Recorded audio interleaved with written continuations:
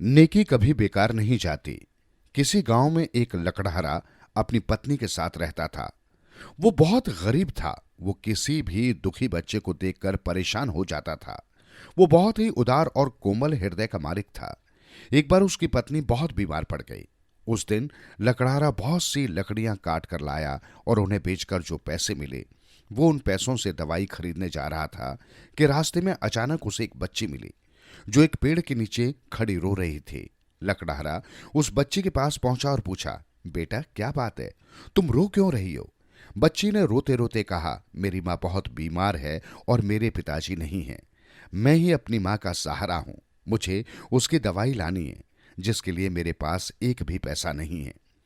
बच्चे की दुख भरी बात सुनकर लकड़हारा अपना दुख भूलकर अपनी पत्नी की दवाई लाने वाले पैसे उस बच्ची को दे दिए।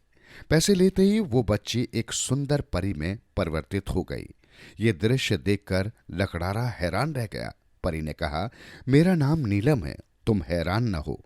मैं नेक दिल लोगों की तलाश में रहती हूं ताकि उनकी सहायता कर सकूं। मैं तुम्हारी परीक्षा ले रही थी जिसमें तुम कामयाब हो गए। ये कहकर परी ने अपने हाथ की छड़ी को हवा में लहराया तो एक छोटी सी मटकी लकड़हारे के हाथ में आ गई। परी बोली, ये तुम्हारा इनाम है। इसमें हाथ डालकर जो कुछ भी तुम मांगोगे तुम्हें मिलेगा। ये कहकर परी गायब हो गई।